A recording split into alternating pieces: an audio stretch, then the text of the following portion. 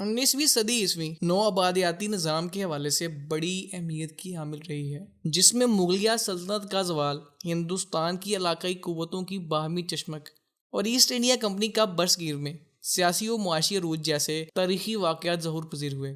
اس عروج میں مقامی باشندوں کا بڑا حصہ تھا، جنہوں نے برطانوی راج کو بقائے دوام بخشنے کے لیے دن رات کوششیں اور کاوشیں کی، اور یہی طبقہ غیر ملکی تسلط کی اساس بن کر ان کے مفادات کو تادم آخرت تحفظ دیتا رہا، اور اس کے عوض جہاں منہ مانگی مراد وصول کی، وہاں انگریزوں کے سیاسی تسلط میں بھی تھوڑا بہت حصہ وصول کرنے میں کامیاب ہو گئے۔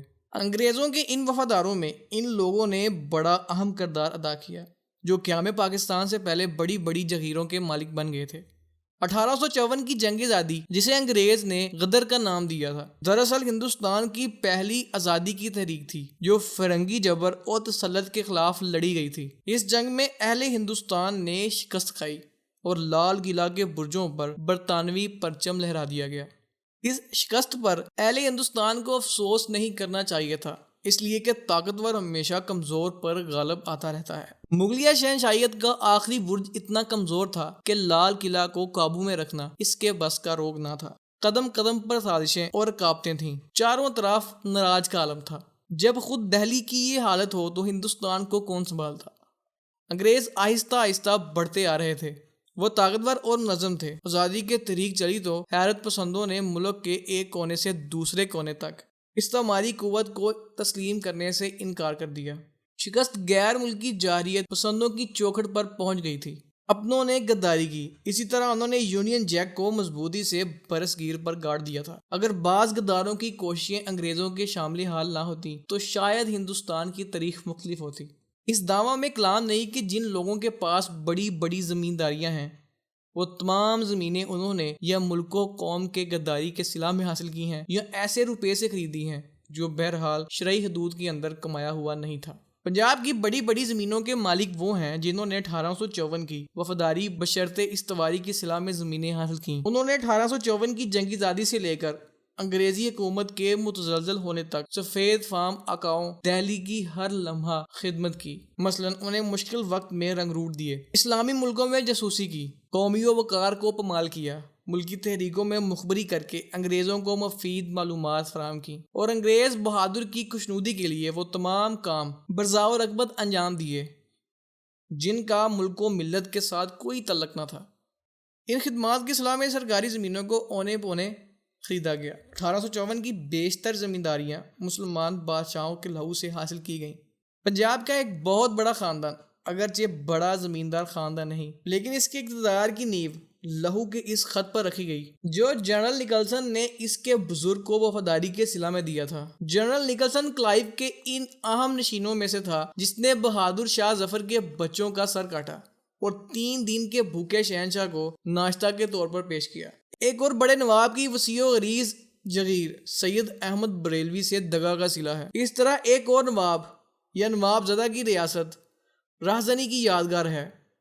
اس کے پردادا لاگا کے نامور ڈاکو تھے۔ شروع میں انگریز امن قائم رکھنے میں ناکام رہے تو ان سے کہا گیا جتنی جگیر چاہو لے لو اور امن قائم کرنے میں مدد تو دو۔ اس طرح یہ ریاست قائم ہو گئی۔ اس لحاظ سے ایوبی مارشل لا سے قبل لاہور کے بہت بڑے جگیردار اور تحریک پاکستان کے مجاہد اور بائیں بازو نظریات کے رہنما میاں افتخار الدین کی جرأت قابل داد ہے، جس نے پارلیمنٹ میں کشادہ پیشانی سے تسلیم کیا کہ اس کی زمینداریاں ان کے آباء و اجداد کی غداری کا معاوضہ ہیں۔